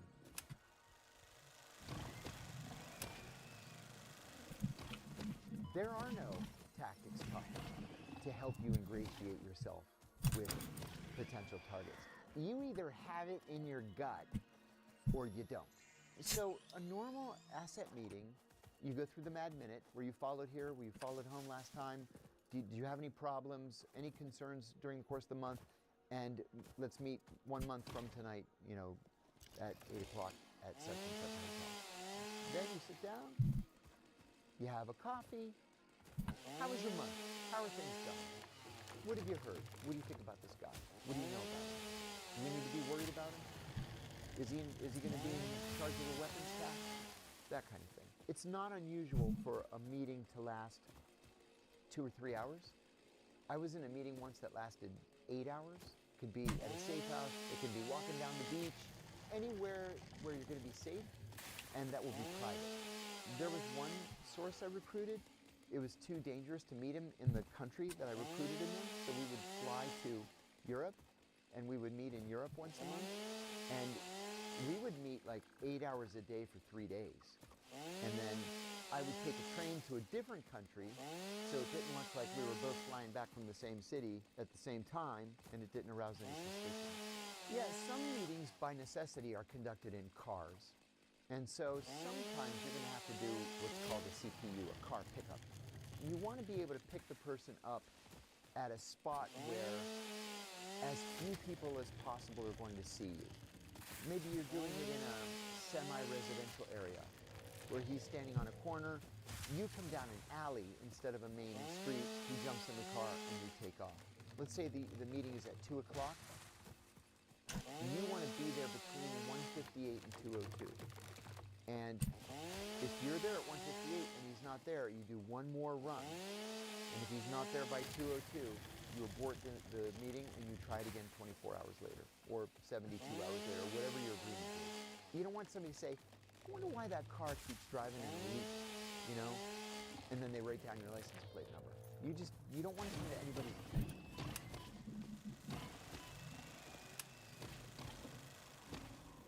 Double agents are indeed real. Double agents are a very, very big problem on both sides of the double. I was well into my career, and I had a great friend who was a station chief. He called me one day. I was at headquarters, and he called me from overseas, and he said, hey, I was hoping you could do me a favor. One of my guys has recruited a double agent. The double doesn't know that we know he's a double. The enemy country has instructed the double to demand to only speak with the station chief. And he said, I live here. It's too dangerous for me to meet with this guy. Can you fly out here and pretend to be me and handle the double agent? I said, of course. So I fly out and I meet with the guy. I meet him in some hotel and I give him a big bear hug at first, which is unusually warm in the Middle East, but I needed to pat him down for weapons. And he didn't have any weapons. And so I made a big deal of taking off my jacket to show him that I didn't have any weapons. I sat down, we ordered some coffee from room service. He said, are you the chief? I said, you asked for him, you got him, buddy. I'm the chief. I would meet with him once a month. And this went on for about 6 months. We were getting, the take on everything that he was reporting back and what the enemy country was telling him to do. Finally, I'm at headquarters one day. I get a call from a sister agency. And the woman says, are you handling this double case? And I said, yeah. Listen, he's been instructed to kill you in the next meeting. I said, oh, come on. I think the guy's afraid of Shadow. He's not going to kill me. I know him well. He's a coward. He's not going to pull a gun and shoot me. But even if he were to pull a gun and shoot me, how about this? Usually, he calls me when he's coming into the lobby of the hotel. I'll tell him to come up to the room directly. And when he comes in, I'll prop the door open. When he comes in, I'll grab him, take him down. You guys burst in from the other room, and we get him. They reluctantly agreed with the proviso that I wear a bulletproof vest. Samples of unknown alien species acquired. So their weaponized plasma is most likely stored as a stable chemical substance in an organ close to their mouth, and only turns volatile when exposed to one of the chemical elements in the air. In the lobby. Research the remains in the man to establish classification and potential countermeasures. What's that bulge on that guy's waist? That kind of thing. And they're all just kind of standing around staring at each other. So he calls me, the double, and I said, come up to room, whatever it is, 615. He comes to room 615. I prop the door open. He comes in. I tackle him. He's trying to get the gun out of his waistband. I have his arm, his hand. My colleagues burst in from the side, and I'm just sitting on him. I have him pinned down on the floor, and I'm sitting on his chest. In the meantime, he's just like, Allahu Akbar, Allahu Akbar. And so my liaison partners gave him a shot of Demerol and knocked him out. We put him on a gurney and covered him up like he was dead. And we put him in the service elevator, took him down, put him in an ambulance, and we took him to intelligence service headquarters. He woke up 2 hours later, tied to a chair. I said, we can do it the easy way, we can do it the hard way. It's totally up to you. We know who you are. He was the leader of that country's Hezbollah wing. I said, we want all the weapons, all of them. We know that you're the keeper of the weapons. He's like, you. So I said to Liaison, we should just break into his house. I mean, there's a good chance all these weapons are just in his house. And they said, we can't. He's got a live-in maid, and she doesn't know anything, and she never ever leaves the house. And I said, okay, well, let's just declare a gas leak in the neighborhood, and then we'll evacuate the cul-de-sac. And then we'll just go in and bring a locks and picks team in and just pick the lock. They said, no, we can't do that. We don't have gas lines in this country. We use propane. Bring a propane truck. We'll leak the propane. Then we'll just declare the emergency. The fire department comes. They evacuate all of the 6 houses. We break into his house and we find a safe, like a double-sized gun safe. It was enormous, the biggest gun safe I've ever seen. The weapons have to be in there. So we bring the locks and picks team in, and they've got, you know, the stethoscope on, and they're doing the tumbler, and they crack the safe. They open it, and it's empty, except for this handwritten, like childlike handwritten map. So we get in these 2 Jeeps. We drive south, as the map tells us to do. We get out where it tells us to get out, and we found this bunker full to the ceiling with every weapon they had, landmines, hand grenades, rocket-propelled grenades, everything they had. We completely put Hezbollah out of business in that country. And as it turns out, he's still in prison 25 years later. This production seems slow. And SDR is a surveillance Like, detection route. This is something I that have a lot of shit down every here. CIA officer must be trained in. This is what's going to keep you from being assassinated or arrested. And so you leave what's called your kickoff point. It could be home, the office, wherever you happen to be. You'll do one that's maybe 2 hours. If you're in a very hostile place, your SDR could be 8 hours. You're changing into pre-positioned cars, you're taking the subway, then you're walking, then you get in a different car, maybe you take an Uber for a little bit of it. An SDR comes in 4 different phases. The kickoff phase, you just go from your kickoff. Do I just have point too A, much and coming then in? you do kind of it's called a stair step. Make a right, a left, a right, a left, a right, a left, to go to your next Oh, step, these are... which is maybe, you know, it's a Oh. fabric store. When you're stair stepping like that, you can definitely see if you're being followed. If you're being followed, you abort the meeting and you just drive home. And you do the whole thing again 24 hours later. Did I If overcalculate? you are not sure you're being followed, Yeah, shut up.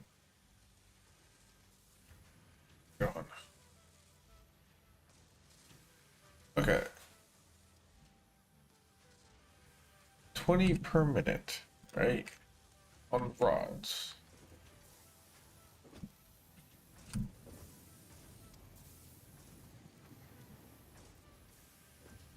Per minute, that's 5, that's 100. 15 times 1, 2, 3, 4, 5, 6.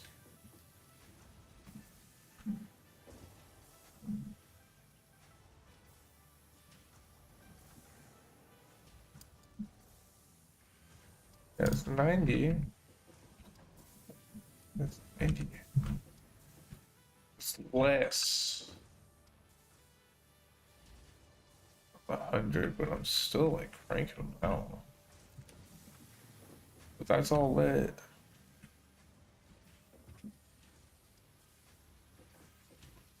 If I happen to give it.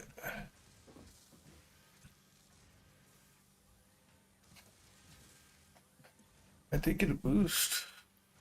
So. Oh.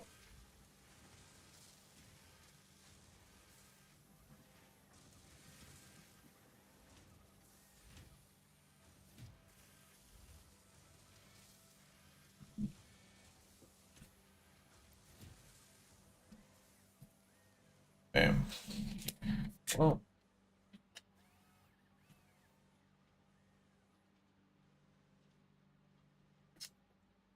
Gross. You enter what's called the provocative phase, where you'll drive halfway up a block, then make a U-turn and drive back. Make a K-turn, drive back, pull into another driveway, make a K-turn. Stuff that doesn't make any sense at all. But that's just to make It's sure always a plain old with Linux. 100% certainty that you're not being followed. I served overseas with a woman who was a legitimate State Department officer. She came into the office one day, and she said, "Oh, I was under heavy surveillance last night. I took them on a ride that they'll never forget. I was going 100 miles an hour down the highway, and I'm just sitting there listening." Because what happened was, they determined that because she tried so hard to lose them, she must be the CIA officer. And so they never, ever surveilled me, because I'm going to the wine store and going to the fabric store, and then I'm driving home. But they were plenty interested in her. You have to be very, very careful not to establish patterns, and I almost got myself burned twice. So there was one point where I was flying to Eastern Europe once a month to handle an asset that I had recruited. He was very proud of the village that he had come from. It was high up in the mountains, and there was a hunting lodge up there. He said, "Let's go to this hunting lodge. I remember it so fondly from my childhood, and they serve wild boar, and they serve bear stew, and all kinds of crazy stuff." So I went with him. I ordered a very unusual drink, which I shouldn't have, but it was something my grandmother used to drink. And I remembered it from my childhood, and he was talking about his childhood, so I ordered the drink. And the waitress brought it to me. The next month, I flew up to see him, and he said, "Let's go to the hunting lodge again. They have venison this time of the year, and it's really amazing." So we drive to the hunting lodge, and I order the drink, the same drink. All right, cool. And the waitress says, "I remember you." And I said, no, I don't think so. I've never been here before." And she said, "Yes, you have. You're the only person who's ever ordered that drink. And I've been here for 10 years. I said, "Oh, that's right. I was here once before." Like, doggone it. She spotted me. Now, she was just a waitress. But what if she had been an intelligence officer posing as a waitress? Or what if she was a police informant who's going to now rat me out to the local cops that I'm meeting with this, this guy? And so What is my I already? said, "I am so sorry. I blew it. We can never, ever go back there again." And we never did. 16. In January of 26. 2002, I was 26, named I'm chief of CIA counterterrorism operations in Pakistan, and there was a flood of Al-Qaeda fighters across the border into Pakistan. So I went out and I came up with this All right, idea lovely. that instead of trying to catch them in these forbidding mountains, we'll catch 5, 10, 20 at a time in the safe houses. So that's the practice that we adopted. And then after I had been in Pakistan about 6 weeks, we got word that Abu Yeah, we can Zubaydah switch to was somewhere in Pakistan. We thought at the time, wrongly, that Abu Zubaydah was the number 3 in Al-Qaeda. If you wanted to be smuggled into Afghanistan to make jihad, he would smuggle you in. And finally, I asked headquarters to send a friend of mine out. He was a targeting analyst, somebody who pours through millions of bits of data to try to isolate the location of one person. And I said, "Buddy, we're on the trail of Abu Zubaydah." And I said, "But he's right ahead of us. We just can't catch him." Like sometimes we'd break down a door and there's a cigarette that's still lit. So I said, you gotta pin this down for me. We just can't find him." Finally, he came to me and he said, "I can't get it down to any fewer than 14 sites." I said, 14 sites? We've never done more than 2 raids in a single night before. Like, this doesn't really help. So I cabled headquarters and I said, "We're gonna need a big team." I asked for 36 people. I asked for a pallet of weapons and ammunition and cash and night vision goggles and more battering rams and you name it. And then the next day, a colleague of mine and 2 Pakistani officers started going from site to site to look at all 14 sites. We wanted to make sure we weren't driving into an ambush. Do they know we're coming tonight? Most of these places were little hovels, little one-room shacks made of concrete block or corrugated tin. It was miserable. We come out of the back end of the University of Faisalabad, and there's this enormous yellow house, which corresponds with Site 12. And my Pakistani counterpart said, I can tell you right now, something bad is happening in there. He said, it's 100 degrees right now, and all their shutters are closed. They have to be broiling in there, but they want people to think there's nobody home. We caught dozens and dozens of people crammed into that house. We're going to the last site, and the analyst calls me, and he says, Abu Zubaydah just made a terrible mistake. He accessed his emails from a landline. I said, oh my God, and the landline is associated with an address. And he says, and it's Site 13. I still have chills thinking about it. And I said, we got him. So we drive to Site 13, but it's an empty field. I said, how can this be? We're sure that he's here, but there's no house here. It's just an empty field. And the Pakistani major laughs and he says, now, this happens all the time. He calls a young technical officer, climbs the pole, goes through this head of wires, finds the wire, follows it down the pole, down the alley, and he says, it's the house right there. We all gathered. It was like 60, 70 of us. Pakistanis, FBI, CIA, we all gathered at the safe house. I stood on the coffee table and I said, okay, so rule number 1, we have to take him alive. And exactly as the clock strikes 2, break down the door, separate the women and children from the men, and take all the men to the Faisalabad jail. And so at 2 a.m., I was on the roof of the safe house with my buddy, and I looked at my watch and I said, 0200, here we go. And then we hear gunshots, and I said, that's not good. We jump into our car, we speed over to Site 13, and there are 3 people laying in the street. One is obviously dead. One looks like he's dead or he's going to be dead pretty soon. And the other one is screaming bloody murder. So I said, what happened? And this Pakistani policeman says, we got him, we got your man. And he points at the guy who's like almost dead. I didn't have time to scream at this guy that the order was to take him alive. What happened was Abu Zubaydah, a Syrian bomber, and Abu Zubaydah's bodyguard climbed to the roof of the safe house and were jumping to the roof of the neighboring house to try to escape. And this Pakistani policeman was just picking them off as they were jumping. He shot Abu Zubaydah 3 times in the thigh, the groin, and the stomach. So I said, this doesn't look anything like our target. We had a 6-year-old passport photo. So I called the analyst. I said, listen, I don't know if it's him.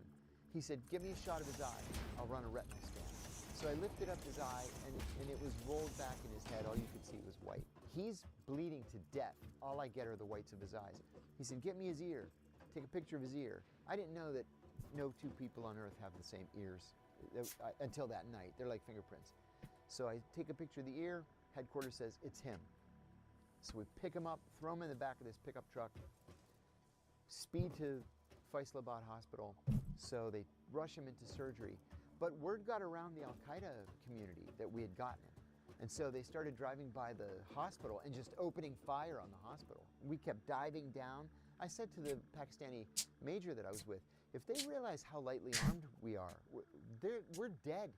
I said, can you get a helicopter in here? 20 minutes later, a helicopter lands in the parking lot.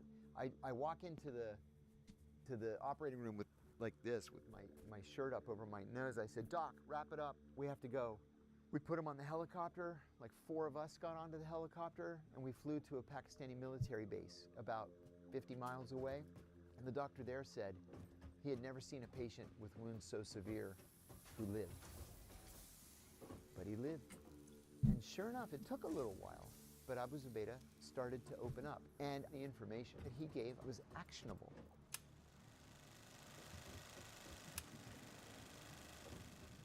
The way we prepared for raids in Pakistan was actually quite simple. I went online with my CIA credit card and I bought everything I needed. I bought battering rams and bulletproof vests, weapons and ammunition and walkie-talkies, and you name it. We didn't have gear that I think most people would consider to be sophisticated. We all had 9mm. just 9mm because they're so reliable. We all had bulletproof vests. A couple of the guys had helmets, not many. Lots and lots and lots of ammunition.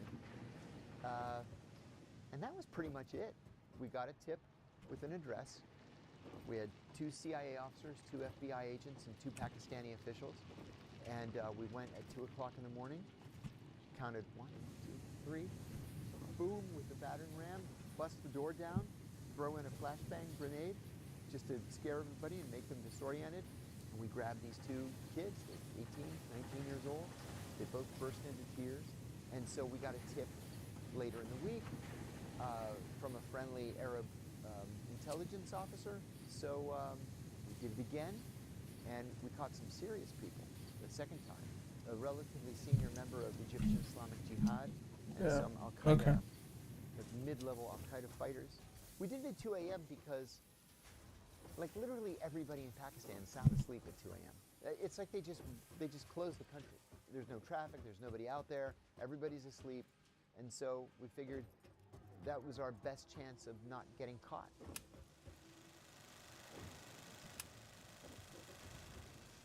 I did dozens of interrogations when I was in Pakistan, and I was always the good cop. It was always easier for me, more natural. And the Pakistanis, because it was their country and their rules are different than ours, they could be the bad cop. So the very first interrogation I did was of a Jordanian prisoner. They brought him in, and we chained him to an eye bolt in the table, and I said, I'm from the American government, and I want to ask you some questions. And he says, very well. Then I laid out a map of the Afghan-Pakistan border, and I told him with his finger to show me exactly how he crossed the border. We knew how they were crossing the border. We called them rat lines. We knew where the rat lines were, but he told me the truth. And I thought, you know what, this actually works.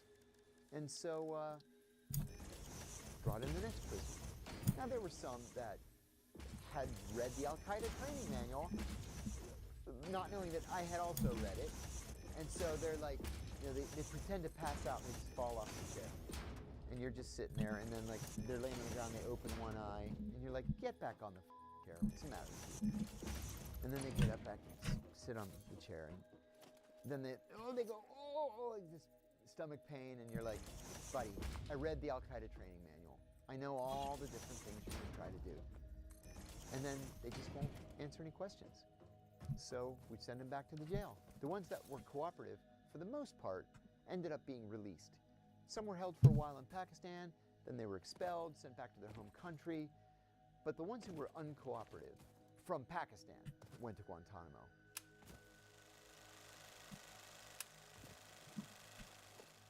My conversations with Abu Zubaydah were generally not substantive.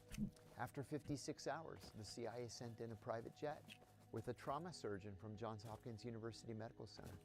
He flew out to the base.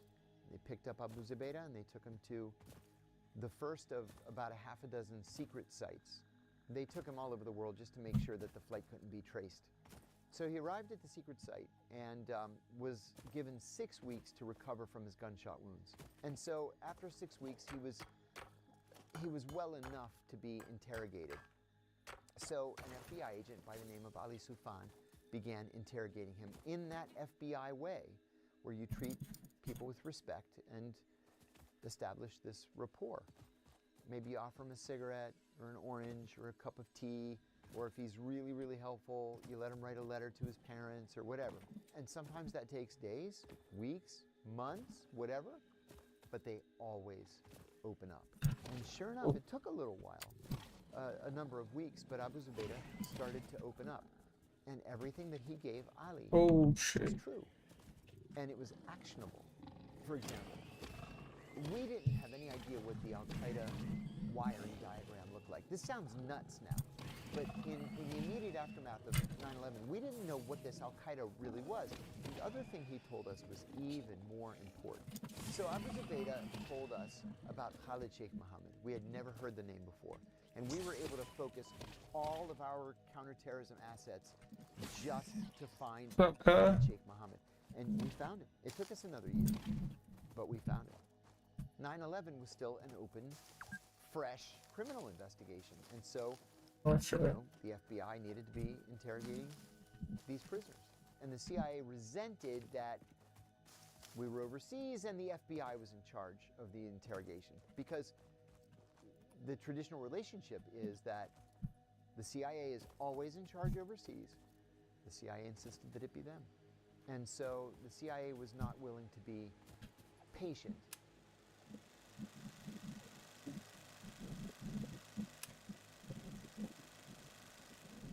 They picked up Abu Zubaydah and they took him to the first of about a half a dozen secret sites where he underwent merciless torture. And we have nothing to show for it. Torture is the worst possible interrogation technique. It does not work. Yes, eventually the prisoner is going to tell you what you want to know or what he thinks you want to hear. But there's so much garbage that's thrown in with that. It's going to take your analysts months to pour through the information to see what's real, what's not real. And by then, you know, the bomb has already gone off, or the operation has already taken place. It is unclear where on the flora or fauna you've just spectrum cost it more, lies, but more initial American data lives. suggests this might Torture be is a not nest or an egg. appropriate Research the under any remains in the circumstance. MAM to establish caught a guy classification and potential in Pakistan. countermeasures. And we sent him off to be tortured. And I start getting these hair on fire cables from the secret site saying, here's an address in Quetta. It's the Nice. Al-Qaeda safe house. You have to go raid it. And we bust down the door in the middle of the night, and it's just some old lady living in her house. Then we get another hair on fire cable saying there's a weapons cache, and it's buried next to this building in Peshawar, and here's the address. And we go, and it's a shish kebab restaurant. And we've got, you know, metal detectors and ground penetrating radar, and there's nothing buried there at all. The Senate Select Committee on Intelligence majority staff decided to do a complete and comprehensive study on the CIA's torture program, which, of course, the CIA Oh, my bad, little bro. techniques. They ended up writing a 5,000-page report that is so damning and so highly classified that all that was released was a very heavily redacted copy of the 500-page executive summary of the report. And so the CIA essentially admits that it came up with a torture program, it paid handsomely for the torture program, it implemented the torture program. When I returned from Pakistan, I was asked by a CTC colleague if I wanted to be, his words, certified in the use of enhanced interrogation techniques.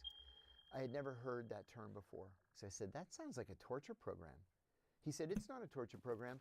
DOJ approved it and the president signed it. I said, this is a torture program and I don't want anything to do with it. Shit. He was the only one who said no. That conversation about torture bothered me very deeply. And then I got passed over for promotion. I just captured Abu Zubaydah with these two hands. And we still thought at the time he was the number 3. And I got passed over for promotion. I went into my boss's office. I was screaming.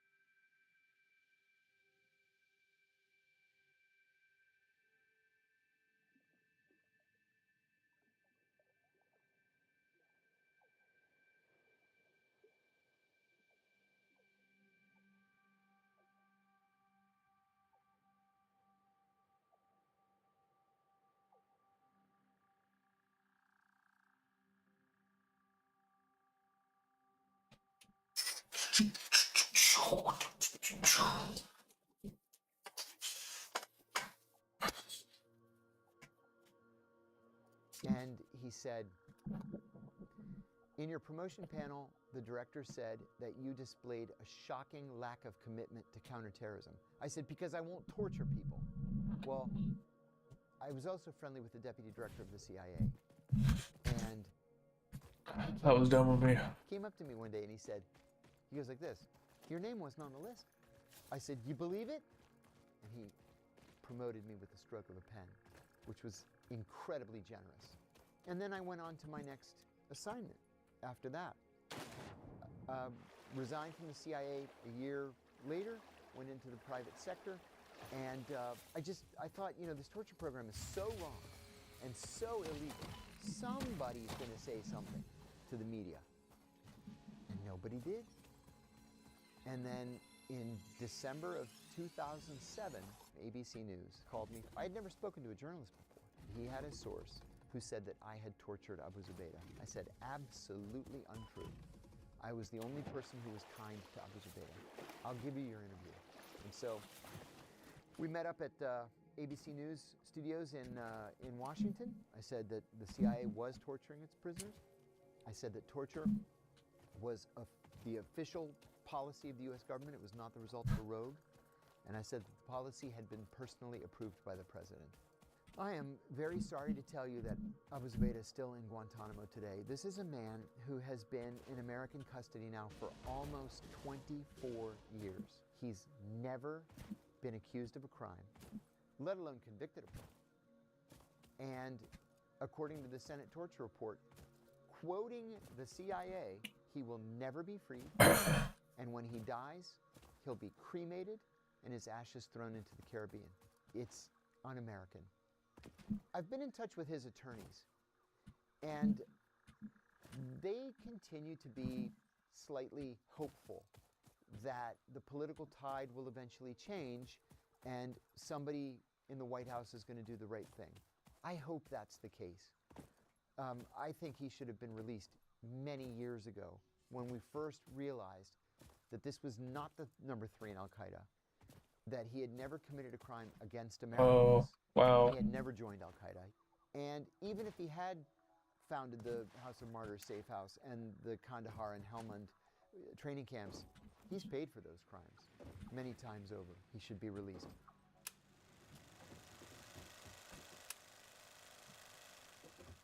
The CIA reported me to the FBI for revealing classified information. They investigated me for 3 more years. I had no idea my emails were being intercepted. Teams of FBI agents were conducting surveillance on me. And then I was arrested in January of 2012 and charged with 5 felonies, including 3 counts of